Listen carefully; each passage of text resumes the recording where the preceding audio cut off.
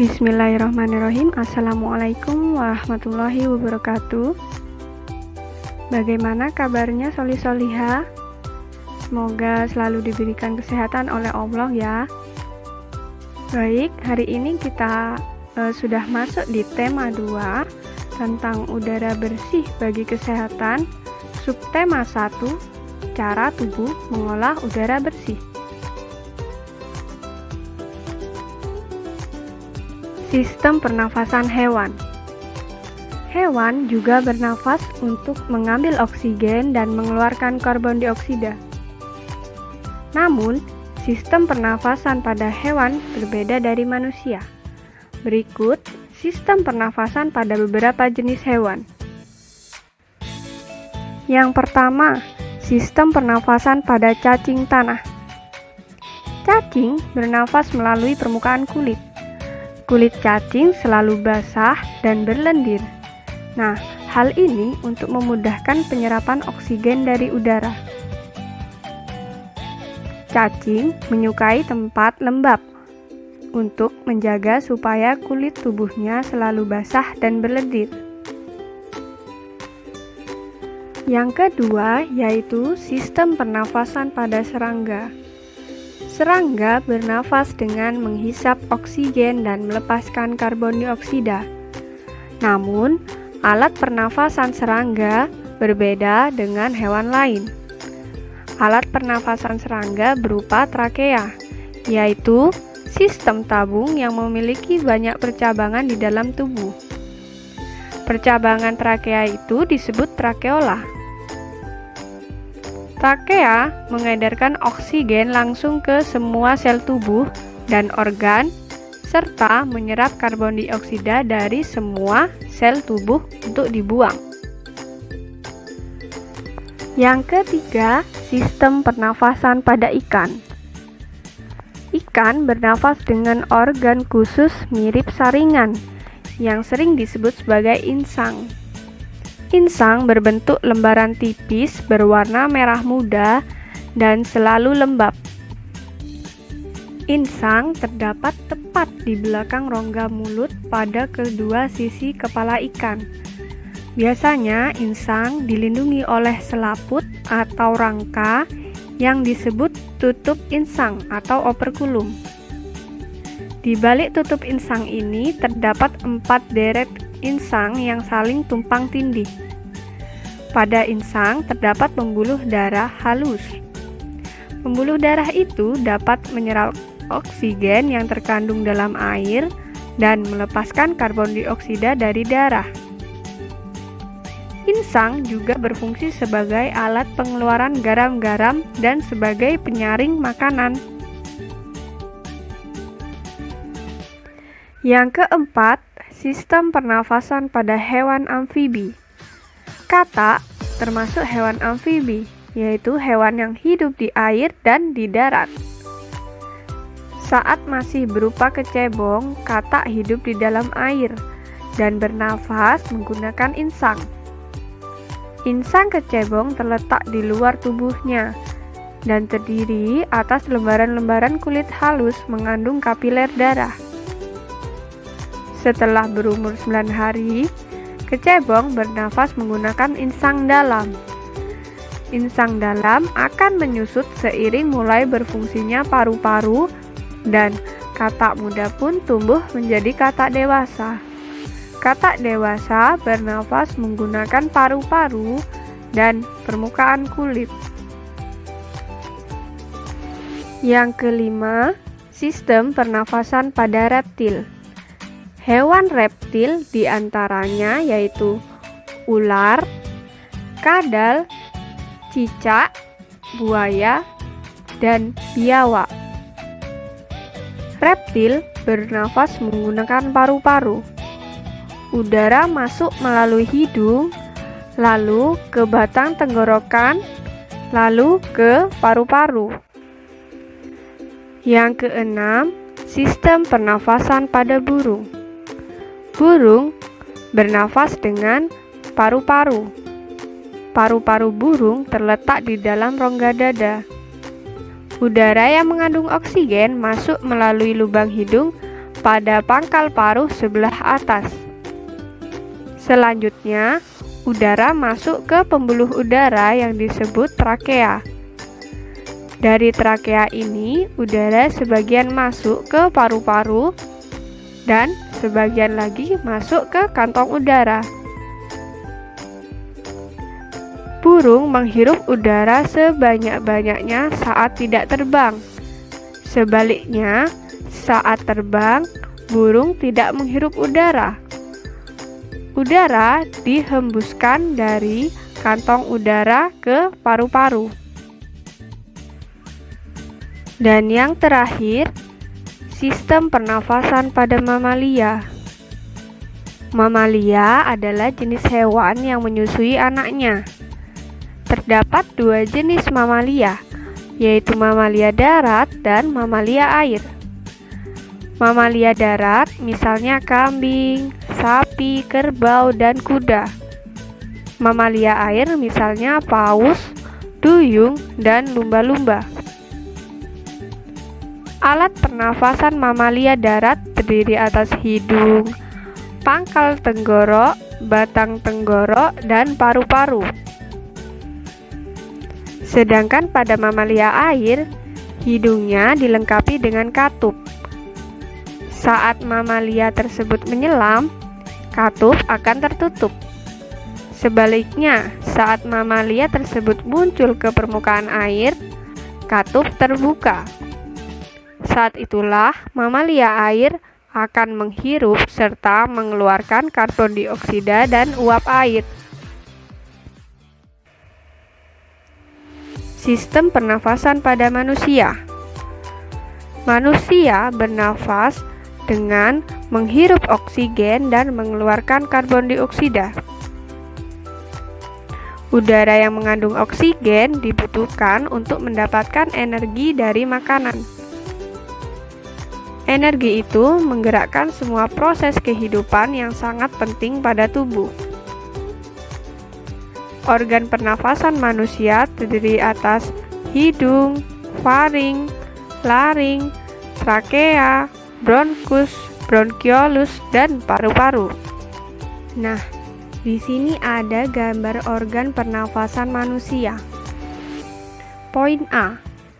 Gambar hidung. Udara masuk melalui lubang hidung ke dalam rongga hidung. Di dalam rongga hidung terdapat rambut-rambut pendek dan tebal untuk menyaring dan menangkap kotoran yang masuk bersama udara. Selain disaring, udara yang masuk dilembabkan oleh selaput hidung. Yang poin B, faring. Faring merupakan persimpangan antara saluran pernafasan pada bagian depan dan saluran pencernaan pada bagian belakang. Poin C, laring atau tekak, terdapat di bagian belakang faring. Laring terdiri atas 9 susunan tulang rawan berbentuk kotak. Poin D, trakea atau batang tenggorokan. Pada trakea terdapat jaringan yang disebut silia yang akan bergerak dan mendorong keluar debu-debu dan bakteri yang masuk. Poin E, bronkus. Bronkus ini merupakan percabangan dari trakea serta terdiri atas bronkus kiri dan bronkus kanan. Yang selanjutnya, bronkiolus. Bronkiolus merupakan percabangan dari bronkus. Dan yang terakhir yaitu paru-paru atau alveolus. Alveolus ini terdapat di dalam paru-paru yang merupakan tempat terjadinya pertukaran oksigen dan karbon dioksida. Alveolus dikelilingi kapiler-kapiler darah. Alveolus berbentuk seperti buah anggur.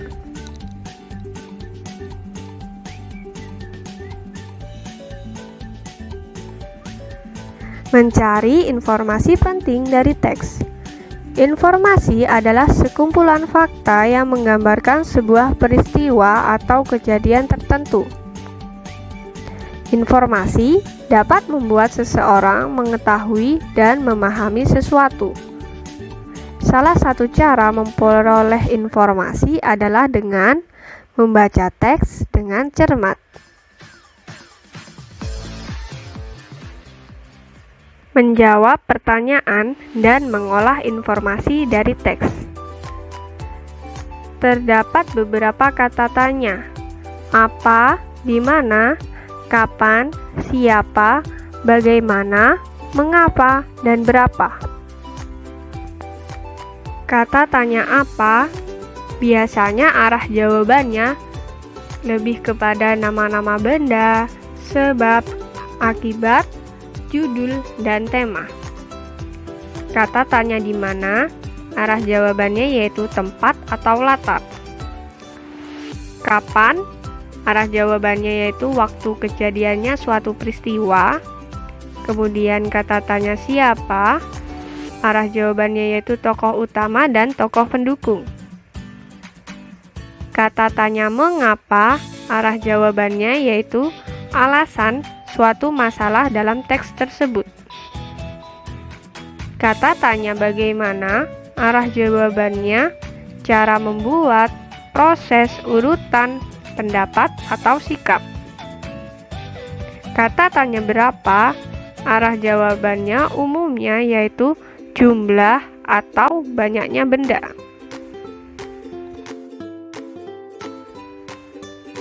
Menyajikan informasi penting dalam bentuk peta pikiran atau mind mapping. Peta pikiran atau mind mapping dapat dikatakan sebagai cara mencatat yang kreatif dan efektif melalui sebuah diagram. Berikut contoh bentuk peta pikiran yang berjudulkan Dayu dan Ikan Hias. Menjelaskan cara memperoleh informasi dari teks. Langkah-langkahnya yaitu: yang pertama, bacalah judul teks terlebih dahulu. Yang kedua, bacalah teks dengan cermat untuk mengetahui isi teks. Dan yang terakhir, kita dapat menggali informasi lebih mendalam sehingga memahami isi teks dengan baik. Tangga nada diatonis mayor. Tangga nada adalah urutan nada yang disusun secara berjenjang. Tangga nada diatonis adalah rangkaian 7 nada dalam satu oktav yang memiliki susunan tinggi nada yang teratur. Nada-nada pada tangga nada diatonis mayor berjarak 1, 1, setengah, 1, 1, 1, setengah. Atau supaya mudah untuk mengingat, bisa memakai seperti berikut ini: jijingah, jiji-jingah. Selanjutnya, ciri-ciri lagu dengan tangga nada diatonis mayor. Bersifat riang gembira, bersemangat, kemudian biasanya diawali dan diakhiri dengan nada do sama dengan C. Contoh lagu bertangga nada diatonis mayor yaitu Hari Merdeka, Garuda Pancasila, Maju Tak Gentar, dan Indonesia Raya.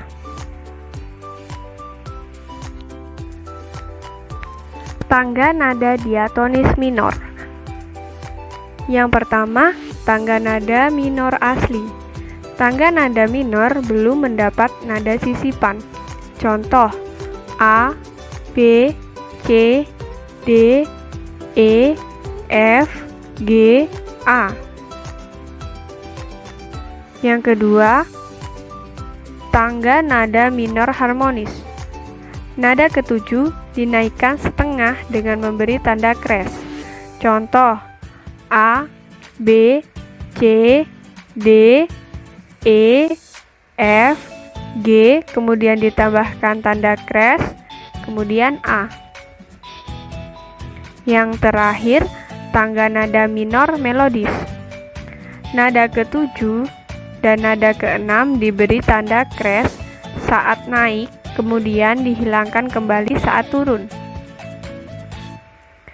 A, B, C, D, E, F, tanda kres, G, tanda kres, A, G, F, E, D, C, B, A.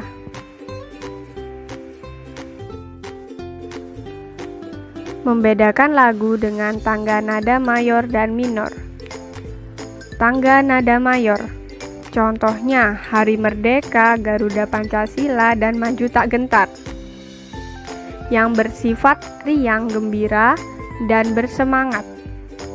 Biasanya diawali dan diakhiri dengan nada Do sama dengan C. Tangga nada minor, contohnya Syukur, Tuhan, dan Gugur bunga, bersifat sedih dan syahdu. Biasanya diawali dan diakhiri dengan nada La atau sama dengan A. Pengertian hak, kewajiban, dan tanggung jawab. Hak adalah sesuatu yang dimiliki manusia sejak lahir. Kewajiban adalah sesuatu yang harus dilaksanakan oleh setiap orang. Tanggung jawab adalah sikap berani menyelesaikan hingga menanggung akibat dari tugas yang diberikan kepada orang tersebut. Kita memiliki hak, kewajiban, dan tanggung jawab sebagai warga masyarakat. Hubungan antara hak, kewajiban, dan tanggung jawab. Hak, kewajiban, dan tanggung jawab harus kita laksanakan secara seimbang. Kita tidak boleh menuntut hak jika belum mengerjakan kewajiban kita dengan penuh tanggung jawab. Berikut contoh hubungan antara hak, kewajiban, dan tanggung jawab. Hak kita sebagai warga masyarakat, yaitu berhak untuk dipilih dan memilih dalam suatu pemilihan. Kewajiban kita sebagai warga masyarakat, yaitu berpartisipasi dalam proses persiapan hingga pelaksanaan pemilihan agar berjalan sesuai asas jujur dan adil. Tanggung jawab sebagai warga masyarakat, yaitu menerima dan melaksanakan hasil pemilihan tersebut. Nah, terdapat akibat tidak adanya tanggung jawab dalam masyarakat. Orang yang bertanggung jawab akan menjalankan dan menyelesaikan tugas dan kewajiban yang diberikan kepadanya dengan sebaik-baiknya. Tanpa tanggung jawab berarti kita tidak menyadari baik dan buruk dari perbuatan yang kita lakukan. Sekian pembelajaran di tema 2 subtema 1. Ustazah akhiri ya. Wassalamualaikum warahmatullahi wabarakatuh. Tetap semangat anak hebat.